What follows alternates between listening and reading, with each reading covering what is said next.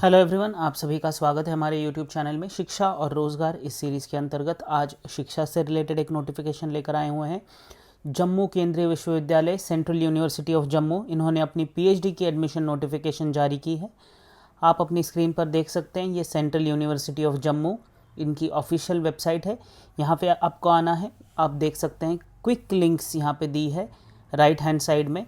तो PhD admission 2021-22 ये आपके सामने दिख रहा होगा रेड कलर में, इसके ऊपर आपको क्लिक करना है। आपके सामने ये पेज ओपन हो जाएगा पीएचडी एडमिशन्स का। यहाँ पर आप देख सकते हैं कि यहाँ पर लॉगिन या फिर रजिस्टर करने के लिए लिंक दिया है, उसके बाद में ब्रोशर दिया है एडमिशन का और कुछ इंपॉर्टेंट इंस्ट्रक्शंस दिए। तो सबसे पहले हमको इस ब्रोशर के ऊपर क्लिक करना है और देखते हैं कि कितनी वैकेंसीज़ है और जो स्टार्ट डेट और एंड डेट क्या है एप्लीकेशन की, ये सारी डिटेल्स यहाँ पर दी है। तो आप देख सकते हैं ये जम्मू केंद्रीय विश्वविद्यालय, इन्होंने अपनी पीएचडी एडमिशन्स की नोटिफिकेशन जारी की है। 20 अगस्त से 20 सितंबर 2021 तक आप एप्लीकेशन कर सकते हैं। यहाँ पर आप देख सकते हैं सिर्फ और सिर्फ आपको ऑनलाइन एप्लीकेशन ही करना होगा। www.cujammu.ac.in ये उनकी ऑफिशियल वेबसाइट है। यहाँ पर आके आपको एप्लीकेशन करना पड़ेगा। यहाँ पर आप देख सकते हैं कि जो एडमिशन चाहते हैं पीएचडी प्रोग्राम में, उनके पास में मास्टर्स डिग्री या फिर प्रोफेशनल डिग्री रेलेवेंट एरिया जो है रिसर्च का उसमें होनी चाहिए। अगर आप यहाँ पर देखें तो जो मिनिमम परसेंटेज ऑफ मार्क्स रहेंगे वो 55% रहेंगे, या फिर आपको इक्विवेलेंट बी ग्रेड होना चाहिए जो यूजीसी के 7 पॉइंट स्केल होता है उसके अंतर्गत। अगर आप देख सकते हैं तो 5% का रिलैक्सेशन मिला हुआ है SC ST OBC non criminal candidates के लिए और डिफरेंटली एबल और अदर कैटेगरीज के लिए, जो यूजीसी के टाइम टू टाइम जो भी गाइडलाइंस आएंगे उनके अंतर्गत। यहाँ पर आप देख सकते हैं कि जो नंबर ऑफ़ सीट्स, एलिजिबिलिटी और सब्जेक्ट यहाँ पे दिया हुआ है उन्होंने। तो आप देख सकते हैं जो पहले नंबर पे है, ये सारे पीएचडी प्रोग्राम्स की है। तो computer science and information technology में आपकी जो एलिजिबिलिटी है, आपके पास में मास्टर्स डिग्री होनी चाहिए ME MTech कंप्यूटर साइंस में या IT में, MCA MSc IT MSc computer science, ये सारी चीज़ें। और जो इनटेक है वो 7 सीट का इनटेक है। अगर आप देखेंगे एजुकेशन में आपके पास में मास्टर्स डिग्री होनी चाहिए, 5 वैकेंसीज़ है। मैथमेटिक्स में देखेंगे तो आपके पास में मास्टर्स डिग्री होनी चाहिए कंसर्न सब्जेक्ट में या अलाइड सब्जेक्ट में, और जो 55% की इक्विवेलेंट ग्रेड आपके पास में होने चाहिए। 50% का रिलैक्सेशन SC ST और PWD कैंडिडेट्स के लिए। सिर्फ और सिर्फ एक वैकेंसी है पीएचडी मैथमेटिक्स में। अगर आप देखेंगे एनवायरमेंटल साइंसेस में आपके पास में 10 वैकेंसीज़ है। उसके बाद अगर सोशल वर्क में देखेंगे तो आपके पास में 4 वैकेंसीज़ है। ह्यूमन रिसोर्स मैनेजमेंट जो मैनेजमेंट के अंतर्गत आएगा, तो इसमें आपकी जो क्वालिफाइंग डिग्री होनी चाहिए, आपके पास में मास्टर्स ऑफ बिजनेस एडमिनिस्ट्रेशन होना चाहिए 55% मार्क्स, या फिर इक्विवेलेंट ग्रेड जो यूनिवर्सिटी रिकॉग्नाइज यूनिवर्सिटीज़ देंगे उनके पास में से आपके पास होना चाहिए 50% मार्क्स SC ST और PWD कैंडिडेट्स के लिए। 4 वैकेंसीज़ है total. Tourism and travel management ये एक यूनिक कोर्स है। MBA आपके पास में टूरिज्म एंड ट्रैवल मैनेजमेंट में होना चाहिए, या फिर MTM होना चाहिए या MTA रिकॉग्नाइज यूनिवर्सिटी से 55% मार्क्स इक्विवेलेंट होने चाहिए आपके पास में। 5 वैकेंसीज़ है। अच्छा अपॉर्चुनिटी है टूरिज्म एंड ट्रैवल मैनेजमेंट में। अगर आप देखेंगे तो बिजनेस एडमिनिस्ट्रेशन इस सब्जेक्ट में भी पीएचडी ऑफर करती हैं सेंट्रल यूनिवर्सिटी ऑफ जम्मू। आपके पास में MBA होना चाहिए और जो वैकेंसीज़ हैं वो 5 वैकेंसीज़ है। उसके बाद में important material sciences and technology, इसके अंतर्गत भी पीएचडी वो लोग ऑफर कर रहे हैं। आपके पास में मास्टर्स डिग्री होनी चाहिए कंसर्न या अलाइड सब्जेक्ट में, और जो वैकेंसीज़ है वो 3 वैकेंसीज़ है। यहाँ पर आप देख सकते हैं जो बेसिक या फिर प्योर साइंसेज जिसे कहते हैं, जैसे फिजिक्स हो गया, फिजिक्स में आपके पास में मास्टर्स डिग्री होनी चाहिए। तो पीएचडी इन फिजिक्स के लिए 4 वैकेंसीज़ है। उसके बाद में केमिस्ट्री के लिए भी अगर आप देखेंगे तो आपके पास में मास्टर्स डिग्री होनी चाहिए कंसर्न या फिर अलाइड सब्जेक्ट में, और सिर्फ एक वैकेंसी है केमिस्ट्री के लिए।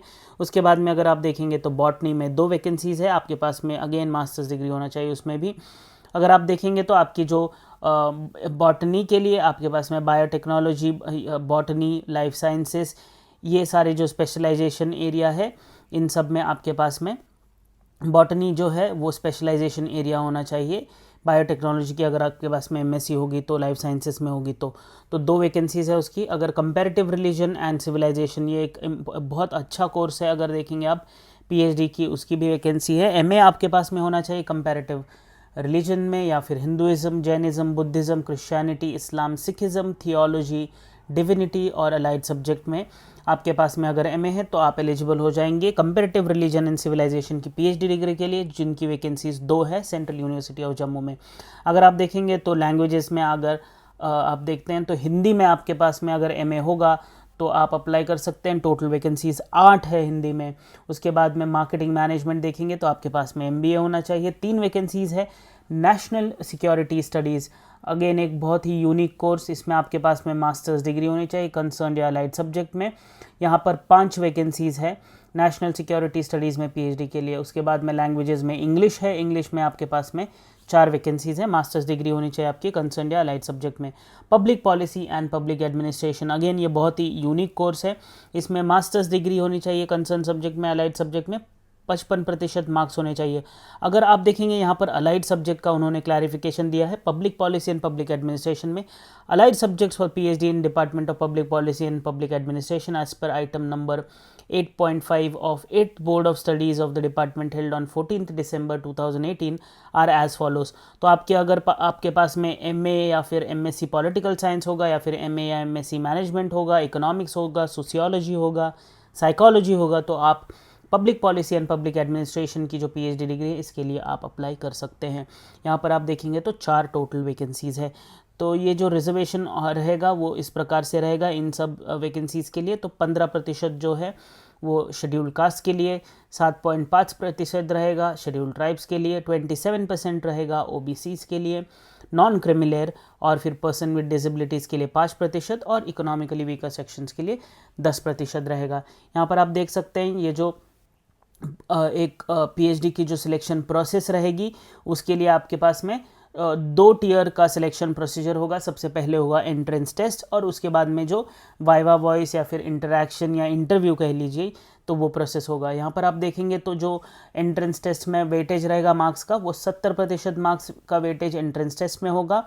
और उसके लिए आपके पास में जो क्वालिफाइंग मार्क्स होने चाहिए जनरल कैटेगरी के लिए जो एंट्रेंस टेस्ट में वो है 50% और SC ST OBC non creamy layer और PWD कैंडिडेट्स के लिए 45%। जिन कैंडिडेट्स ने UGC NET, UGC CSIR NET, SLET, GATE, MPhil और any other national level fellowship test qualify कर लिया होगा तो need to register only and not appear for the test. तो जिन लोगों के पास में नेट सेट ये होगा उन लोगों को टेस्ट अपीयर करने की ज़रूरत नहीं है। फॉर JRF नेट, स्लेट ये सब जो जिनके पास में क्वालिफाइड कैंडिडेट्स है, JRF qualified candidate shall be deemed to have scored 100% marks in the test. तो आप समझ सकते हैं कि अगर आपके पास में नेट विद JRF है तो आपको प्रेफरेंस दिया जाएगा। whereas net slate qualified candidate shall be deemed to have scored marks equivalent to the marks scored by the topper of the written test who has applied for the university। तो यहाँ पर आप देखेंगे तो उनका कुछ क्राइटेरिया है। जो अगर नेट होगा आपके पास में मिनिमम, तो जो भी टॉपर रहेगा इस एंट्रेंस टेस्ट में उसके इक्विवेलेंट आपको मार्क्स दिए जाएंगे, जिसमें 70% वेटेज रहेगा और जो 30% वेटेज रहेगा इसमें आपको वाइवा वॉइस या इंटरेक्शन के लिए रहेगा। और जिनके पास में नेट विद JRF है उनका तो 100% मार्क्स पकड़ लिया जाएगा टेस्ट के।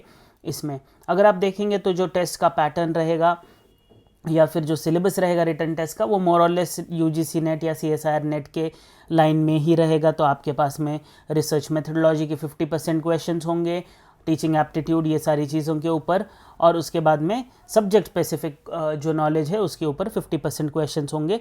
तो टोटल ऐसे 100 क्वेश्चंस होंगे जो MCQ क्वेश्चंस होंगे और आपको 1 मार्क विदाउट नेगेटिव मार्किंग। तो हर इसमें कोई विदाउट नेगेटिव मार्किंग है, इसमें कोई नेगेटिव मार्किंग नहीं होगा। 100 क्वेश्चंस आपको MCQ देने पड़ेंगे।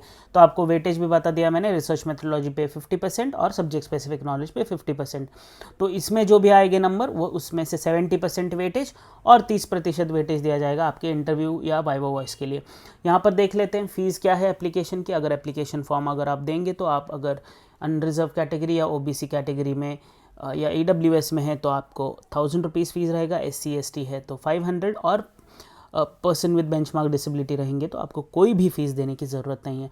आप देख सकते हैं जो जनरल इंस्ट्रक्शंस हैं यहाँ पर आपको सब कुछ ऑनलाइन है, तो इसलिए आपको अपलोड करने पड़ेंगे आपके मास्टर्स डिग्री के सर्टिफिकेट, आपकी मास्टर्स डिग्री की मार्कशीट, फिर उसके बाद में अगर आपके पास में नेट या फिर नेट JRF सर्टिफिकेट्स है तो वो भी आपको देने पड़ेंगे। अगर आप कैटेगरी क्लेम करते हैं SC ST OBC PWD तो आपको कैटेगरी के सर्टिफिकेट्स भी देने पड़ेंगे।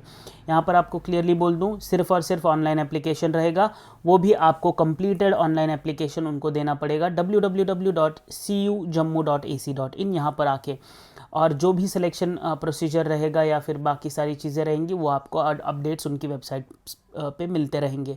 अगर आप ऑलरेडी एम्प्लॉयमेंट में हैं तो आपको नो ऑब्जेक्शन सर्टिफिकेट आपके एम्प्लॉयर से लेना पड़ेगा। ये उन कैंडिडेट्स के लिए जो हायर एजुकेशन परस्यू करना चाहते हैं और जो obviously full time government employment में हैं।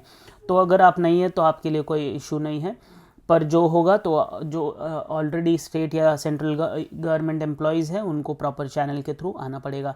अगर आपके पास में गैप रहेगा क्वालिफाइंग एग्ज़ाम और जिस साल आप यूनिवर्सिटी का ये दे रहे हैं तो अंडरटेकिंग दे दीजिए जिसमें आपको गैप या फिर आपने जो कुछ भी किया होगा उस पीरियड में जो गैप है आपकी एजुकेशन में उसका एक जनरल स्टेटमेंट दे दीजिए।